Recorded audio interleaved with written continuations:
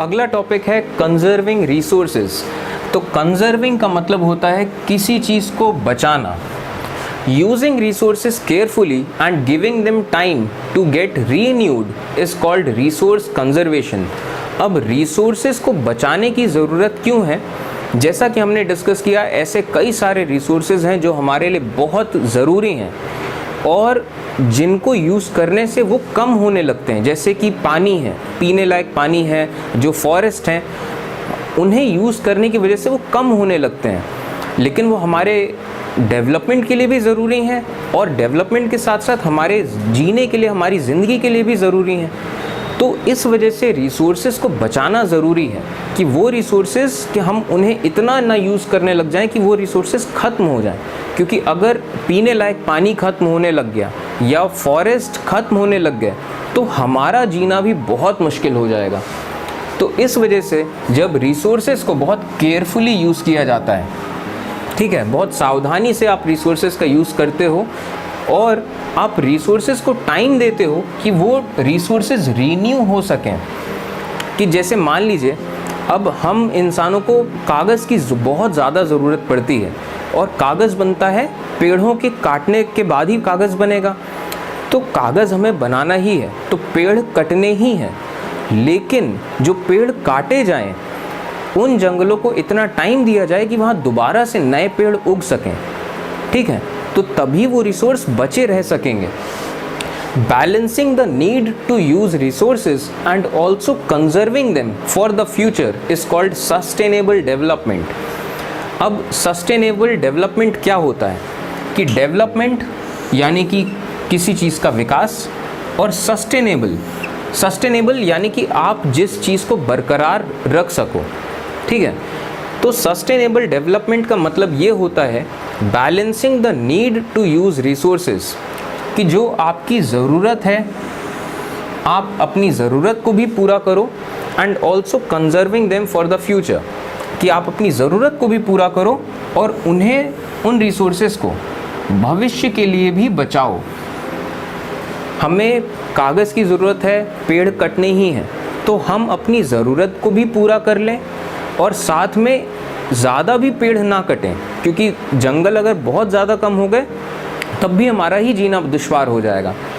तो एक बैलेंस बनाना चाहिए कि हम कितना यूज़ कर रहे हैं रिसोर्सेज और कितना बचा रहे हैं रिसोर्सेज, और इस बैलेंस को ही कहते हैं सस्टेनेबल डेवलपमेंट। यानी कि आप डेवलपमेंट करो लेकिन उस डेवलपमेंट को बरकरार रख सको।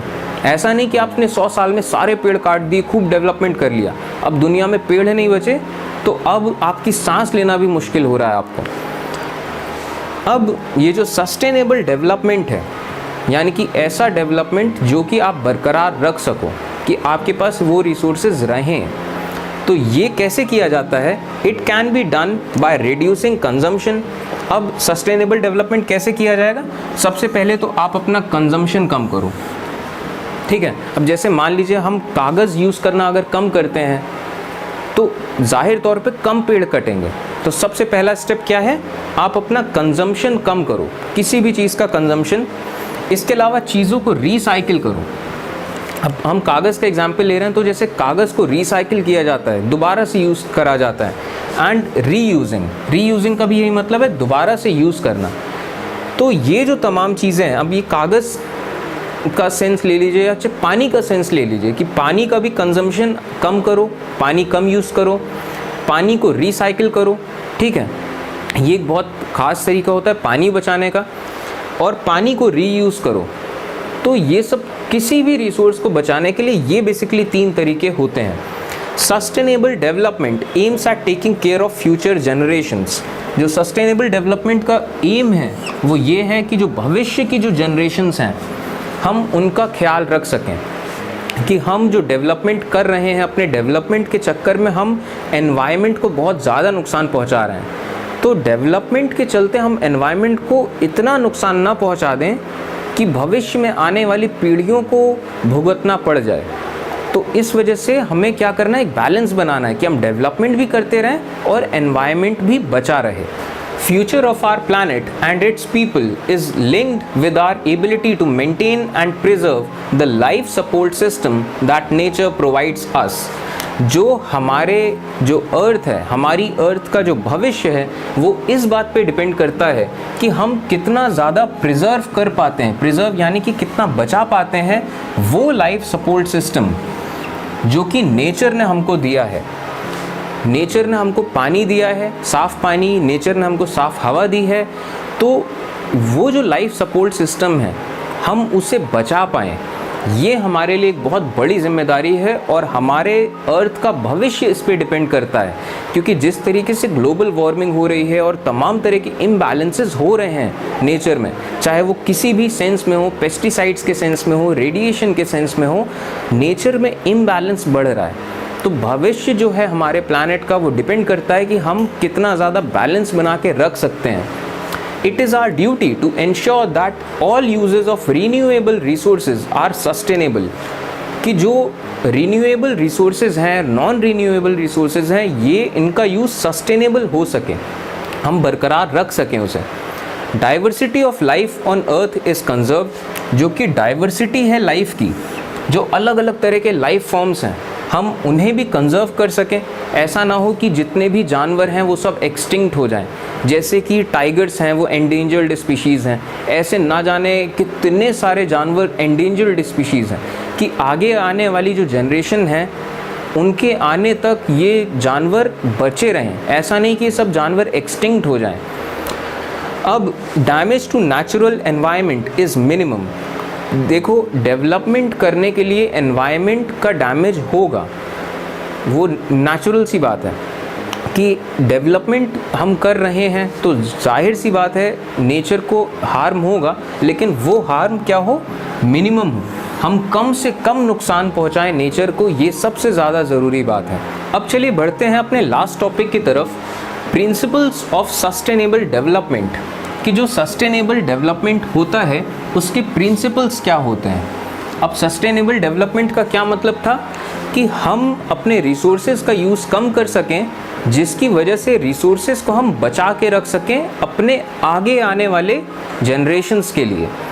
तो सस्टेनेबल डेवलपमेंट के ये हैं सारे principles. Respect and care for all forms of life, कि जितने भी फॉर्म्स ऑफ लाइफ हैं, जितने भी लिविंग ऑर्गेनिजम्स हैं, उन सब के लिए रिस्पेक्ट और केयर, कि हमें उन्हें बचा के रखना है और उनको बचाना हमारी जिम्मेदारी है। हम इंसान अपने आप को सबसे अक्लमंद जानवर कहते हैं कि हम सबसे अक्लमंद हैं, हम सबसे सुप्रीम क्रिएशन है, तो हमारी जिम्मेदारी है कि हम ध्यान रख सकें बाकी सारे लाइफ फॉर्म्स का। Improve the quality of human life, कि जो ह्यूमन लाइफ की क्वालिटी है उसे इम्प्रूव कर सकें। ज़ाहिर तौर पे डेवलपमेंट का मतलब क्या है, हम डेवलपमेंट कर क्यों रहे हैं, जिससे कि इंसानों की ज़िंदगी थोड़ी बेहतर हो सके, इसी वजह से कर रहे हैं। Conserve the earth's vitality and diversity, जो अर्थ की जो वाइटैलिटी है, वाइटैलिटी यानी कि लाइफ, और डाइवर्सिटी, जो अर्थ की इतनी डाइवर्सिटी है हम उसे कंजर्व कर सकें। Minimise the depletion of natural resources, कि जो नेचुरल रिसोर्सेज है उसका जो डिप्लीशन है, डिप्लीशन यानी कि ख़त्म होते रहना या फिर कम होते रहना, तो उस डिप्लीशन को मिनिमाइज कर सकें। ठीक है।